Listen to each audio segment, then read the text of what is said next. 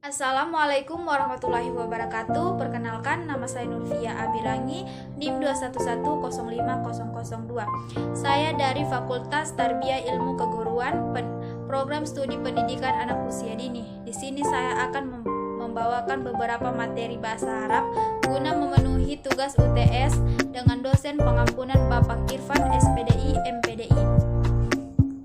Isim mausul adalah kata penghubung dalam bahasa Arab. Isim mausul sama dengan kata yang dan bentuk kata dasar adalah allazi atau allazina. Isim mausul berfungsi untuk menyambungkan dua kalimat seperti kalimat berikut. Kalimat huwa sarabal baba, artinya dia memukul pintu. Kalimat kedua huwa sandun mina. Ketiga al-qariyati, artinya dia adalah Said dari desa. Kedua kalimat tersebut digabungkan dengan isim mausul allazi menjadi sandu minal qaryati allazi saraba al-baba,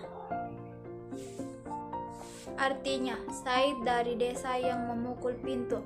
Mausul sebagai menjadi dua bagian, yaitu 1. Isim mausul. Isim mausul. Isim adalah isim mausul, isim yang selamanya bentuk kepada silam dan aid. Contoh Abu Qoma allazi ja'a, telah datang seorang yang ayahnya berdiri. 2. Isim mausul harfi. Isim mausul harfi adalah semua huruf yang dengan silahnya ditanwili dengan hasdar. Sedangkan isim mausul harfi itu ada 5 macam, yaitu ana, annana, kai, ma'a, lau. Adapun bentuk-bentuk isim mausul. 1. Bentuk isim mausul mufrad atau tunggala dan mutasana daul. 2. Bentuk isim mausul jama, banyak. Bentuk isim mausul mutlak, umum. Adapun isim mausul man, ma, al adalah menyamakan hukumnya dengan isim mausul yang telah disebut sebelumnya, artinya bisa digunakan untuk laki-laki, perempuan, mufradat, mutsanan atau jamak.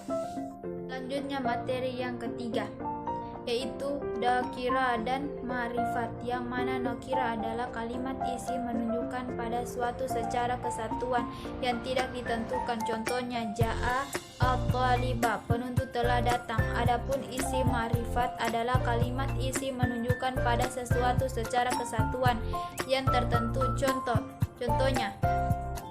Selanjutnya materi keempat, yaitu idhofah. Idhofah adalah penyadaran suatu kalimat isim kepada kalimat lain sehingga menimbulkan pengertian yang lebih spesifik. Idhofah tersusun dari dua bagian isim, yaitu mudhofah dan mudhof ilahi. Bagian yang pertama disebut sebagai mudhofah, kata yang didasarkan, dan bagian yang kedua disebut mudhof ilahi, kata yang disadari. Idhofah dibagi menjadi dua, yaitu idhofah maknawiyah, yaitu idhofah yang memberikan faedah, memarifatkan arti, tidak merupakan isim sifat sama sekali.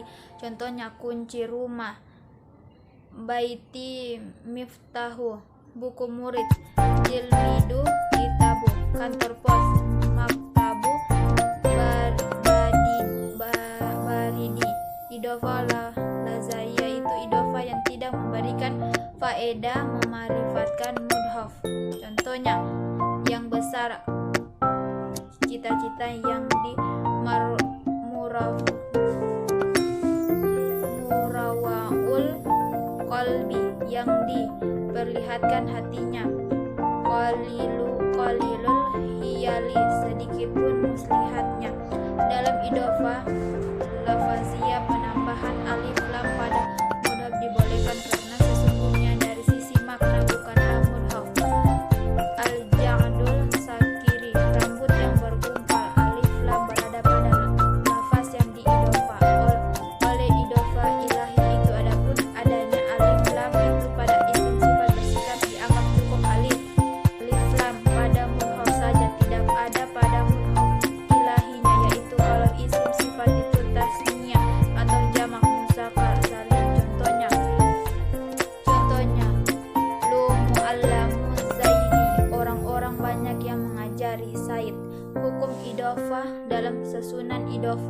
mudhaf tidak didahului alif lam. La. Contoh mudhaf ilahi aulahu, susunan idhofah adalah rasulullahi, rasul.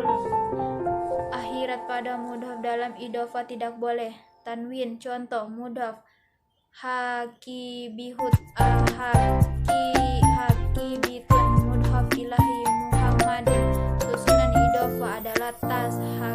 Hakibatu mahamdi, muhammad. Membuang nun mutsanan atau jamak pada mudhaf dalam idhofah. Contohnya mudhaf kitabani, mudhaf ilahi muhammadun, susunan idhofah adalah kitabah muhammadi, kitab Muhammad. Sedangkan aturan mudhaf ilahi yaitu diawali dengan alif lam, selalu menepati status majrur yaitu menggunakan tanda kasrah. Contohnya la jami'ati, kampus, kantor, makutaba, diawali dengan alif lam dan berharokat kasrah, atau tidak diawali alif lam tetapi harokat kasrah tanwin. Muhammadin, Muhammad. Baiti, tidak boleh rumah, menggunakan alif lam. Tidak berupa kata sifat, sebab apabila berupa kata sifat susunannya merupakan menjadi bukan lagi idhofah. Contohnya idhofah yang lain. Masjidul jami'ati, masjid, kampus. Suwaratu batihati, surat al-fatihah. Mudhaf adalah isim marfu atau isim yang diterangkan letaknya di awal kalimat, sedangkan khobar adalah isim yang menerangkan mubtada tersebut sehingga maknanya menjadi sempurna. Khobar juga terbagi menjadi dua macam khobar.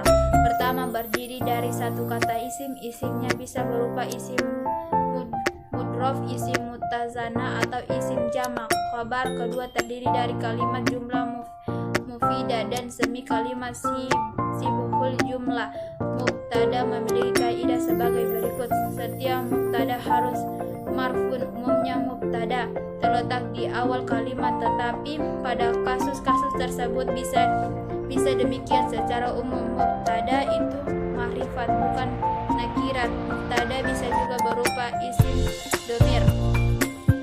Sedangkan kaidah khabar adalah khabar harus sesuai dengan mubtada dalam hal bilangannya, mufrad, mutsana atau jamaknya. Khabar harus sesuai dengan mubtada dalam hal jenis mudzakar atau muannasnya. Hukum mubtada dan khabar. Mubtada memiliki 5 hukum, antara lain wajib rafah sekalipun tempo mubtada dibaca jar dengan menggunakan ba'a atau min.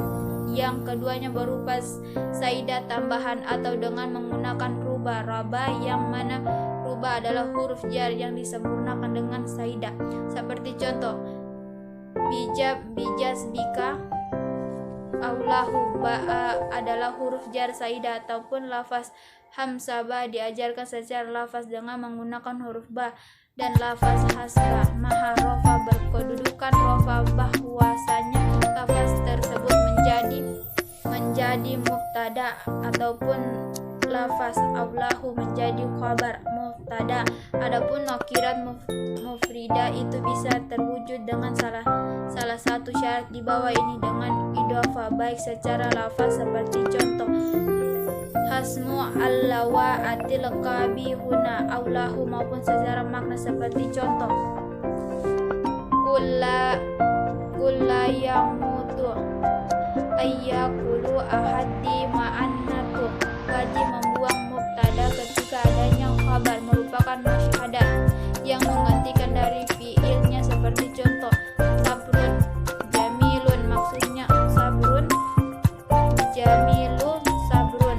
Sesungguhnya hukum asal dapat mubtada adalah mendahulukannya dan mengakhirinya khabar, dan sekalipun tempo berlaku kembalinya, yakni wajib mendahulukan khabar dan mengakhiri mubtada. Adapun jenis-jenis mubtada dan khabar, jenis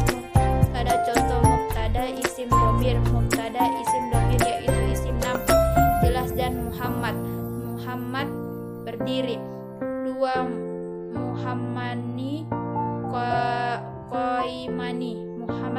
Muhammad berdiri banyak. Muhammad qaibani, banyak Muhammad berdiri. Mubtada isim domir. Mubtada isim domir adalah mubtada yang lafaznya menunjukkan pada musamanya, sesuatu yang mempunyai nama atau kata ganti. Contohnya, saya pelajar, ana talibah, mereka berdua, huwa talibani, laki-laki adalah pelajar. Selanjutnya kabar mufrad, kabar yang tidak berupa jumlah kalimat atau syib jumlah. Contohnya, Muhammad itu Muhammad hasanun, Muhammad itu baik. Muhammad qaimun fil fasali, Muhammad telah berdiri di depan kelas. Khabar ghair mufrad, kabar yang bukan dari mufrad. Ada 4 macam khabar ghairu mufrad, yaitu dohar, jar, majrud, jumlah waliyah, dan jumlah ismiyah. Contoh, Muhammadin indika, sisiku. Ustadu fal fasalli, ustad di kelas. Isim sifat adalah lafaz yang menunjukkan pada sifat sesuatu, baik dari ain atau makna. Isim tersebut dibuat untuk ditangguhkan pada sesuatu yang disifatinya. Sedangkan isim mamsur adalah kalimat isim yang menunjukkan pada zatnya, sesuatu dan hakikatnya. Isim tersebut dibuat untuk mengandung sifat seperti ilmu baru, rajulun, jahlu, termasuk dalam isim mufsud dan masyrat. Isim zaman ini maknanya dan isim alat maksud dari keduanya adalah kata benda sebelumnya atau sifat, dan kata benda sebelumnya itu yang disebut dengan al-mansur. Contoh kata sifat terpuji, mahmudun, terjala, mazmumun, beradab, adibun, biadab, mutawamizun. 5. Rendah hati, mutawadiyun, cerdik, fitnatun, dugu, biladatun, tinggi, ailin, rendah, pendek, alfirun, sempurna, kamilun, cacat, mutalun, gembira, farihun, sedih, hamsinun, tua, swasiun, sempit, dayikun,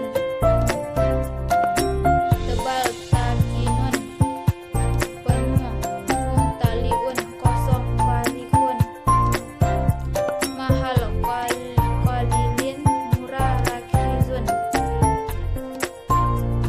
Isim sifat ada tujuan macam, yaitu fa'il, isim maf'ul, sifat musyabahah, isim tafdil, masdar yang digunakan untuk menisbati isim jami yang bermakna sifat muhabbahat, dan isim yang dinasabkan. Adapun macam dan mansur maf'ul, yakni isim yang dikenai pekerjaan objek penderita.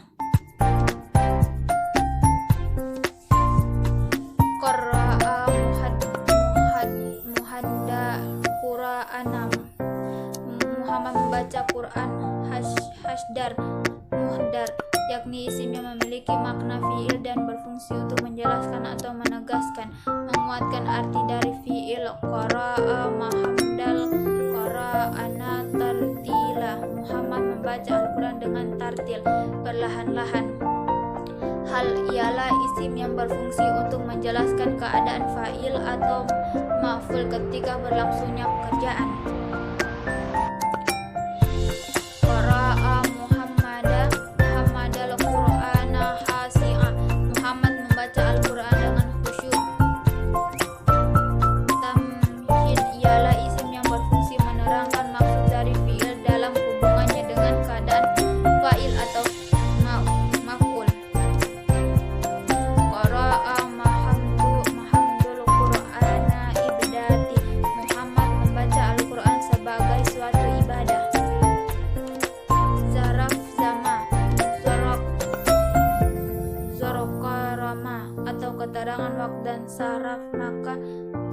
zaraf kana atau keterangan tempat.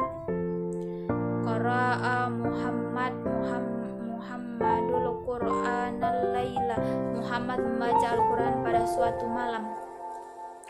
Mudhaf yaitu berfungsi sebagai munada atau seruan panggilan Rasulullahi aula Muhammad.